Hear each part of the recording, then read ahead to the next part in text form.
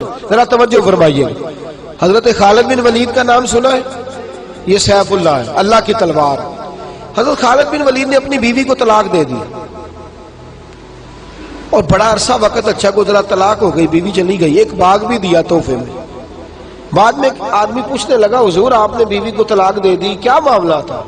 آپ فرمانے لگے کوئی مسئلہ نہیں، میری بیوی بڑی نیک تھی، پرہیزگار تھی، اچھی تھی، فرما بردار. انداز دیکھیے گا. کہنے لگا جناب عجیب بات ہے، طلاق بھی دے دی اور اچھی بھی بڑی تھی، کس بات پہ طلاق دی؟ آپ فرمانے لگے وہ میرے ساتھ 27 سال رہی ہے. کتنے سال؟ اور میں انتظار کرتا رہا ہوں. میرے نبی پاک صلی اللہ علیہ وسلم نے فرمایا جس کو اللہ تکلیف نہیں دیتا اس سے اللہ ناراض ہوتا ہے. میں نے 27 سال انتظار کیا، اس کے تو کبھی سر میں درد نہیں ہوا تھا. تو آپ فرماتے ہیں میں نے اسے ایک باغ دے کے بھیج دیا اس کے میکے.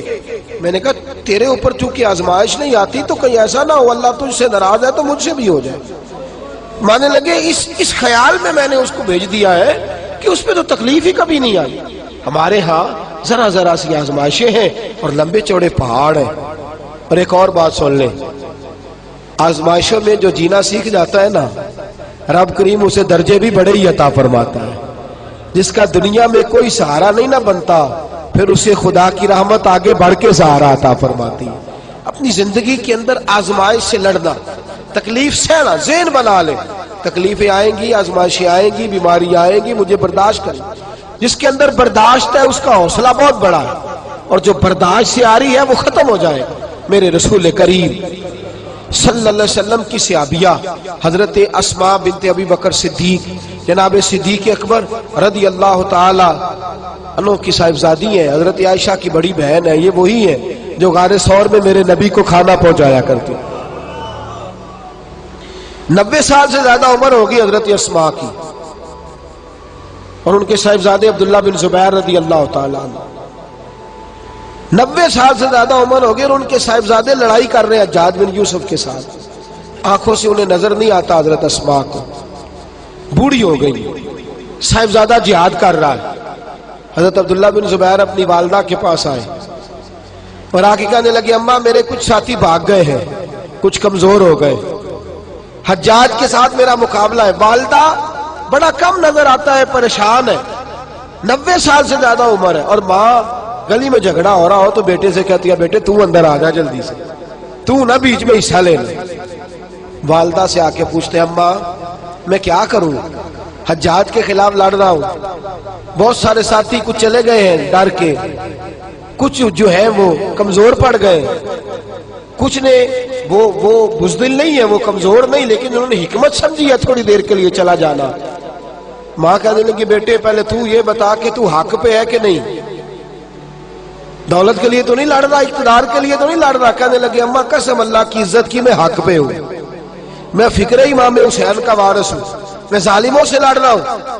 تو ماں کہنے لگی بیٹے جا. پھر والدہ کہنے لگی جا میرا بیٹا اور جا کے اس کے ساتھ لڑائی کر، اگر تو فتح یاب ہو گیا تو میں شکر ادا کروں گی، اور اگر تو شہید ہو گیا تو میں قیامت میں تیرے اوپر فخر کروں گی. تو کہنے لگے اماں وہ بڑے ظالم ہے. بوڑھی ماں کا حوصلہ دیکھ، وہ بڑے ظالم ہے، وہ تو مسلح کر دیتے ہیں، ناک کان گلا کاٹ دیتے ہیں، اتنا سخت میرا دشمن ہے.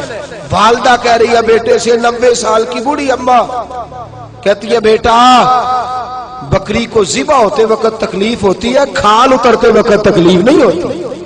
تکلیف تجھے ایک وقت ہوگی جب تیر لگے گا، جب تلوار لگے گی. ناک کان کاٹتے تجھے کیا تکلیف ہوگی، اللہ تجھے زیادہ اجر عطا فرمائے گا. جا مجھے بہادر کی ماں بننے کا شرف دے، بزدل کی ماں بننے کا شرف نہ دے. یہ دلیر ماں کا حوصلہ. یہ لفظ کیا کہ بیٹے کو بھیجا. حضرت عبداللہ بن زبیر لڑے، 14 دن تک آپ کی لاش لٹکی رہی، لیکن 14 دنوں تک آپ کے وجود سے خوشبو ہی آتی رہی. حجاج بن یوسف نے آپ کی ماں کو بلایا، حضرت اسماء آئی، کہنے لگا تجھے پتہ ہے تیرے بیٹے کی لاش لٹک رہی ہے؟ کہنے لگی کیا کہا؟ لٹک رہی ہے؟ ہاں تیرے بیٹے کی لاش لٹک. کیا کہتے ہو؟ تیرے بیٹے کی لاش لٹک رہی ہے. پھر بتا لو. تیرے بیٹے کی لاش لٹک رہی ہے. تو آپ فرمانے لگی شکر ہے اللہ کا، میرے بیٹے کی لاش لٹک رہی ہے، کہیں جھکی ہوئی تو نہیں ہے نا، کسی ظالم کے آگے جھک تو نہیں نہ گئی، کہیں اس نے گلا کٹایا ہے کہیں جھکایا تو نہیں نا, شکر ہے میں اللہ تعالیٰ کا. کہنے لگے تو مجھ سے سفارش نہیں کرے گی کہ اس کی لاش کو ہٹا دوں؟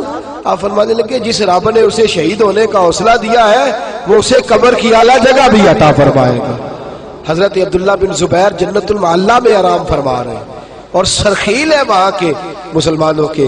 عزیزوں, تکلیفوں کو آگے بڑھ کے وصول کرنا, ذرا ذرا سی بات پہ لوگ چیختے چلاتے ہیں, کفر بولتے ہیں, گھروں میں فوتگی ہو جائے تو کفر. حضرت جعفر طیار شہید ہوئے, حضرت علی کے سگے بھائی تو ان کے گھر کی عورتیں رونے لگی. حضور نے فرمایا جاؤ انہیں چپ کراؤ. صحابہ گئے, خاموش نہیں, پھر رونے لگی. فرمایا چپ کراؤ انہیں, پھر چیخنے لگی. تیسری بار حضور نے فرمایا نہیں چپ کرتی تو ان کے منہ میں خاک ڈال دو. انہیں پتہ نہیں جو بین کرے, سر پھاڑے اور اپنے چہرے پر اپنے ہاتھ مارے وہ تو میری امت میں شامل ہی نہیں ہے, تو میری امت میں شامل ہی نہیں.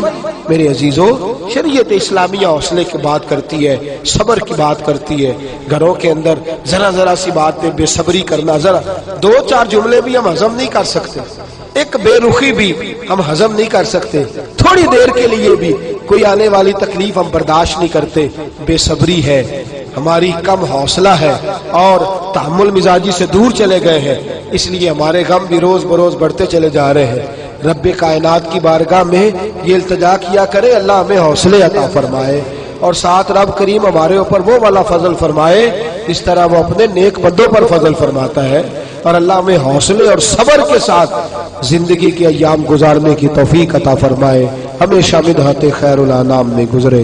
دعا ہے یہ عمر درود و سلام میں گزرے. آخر دعوانا الحمدللہ.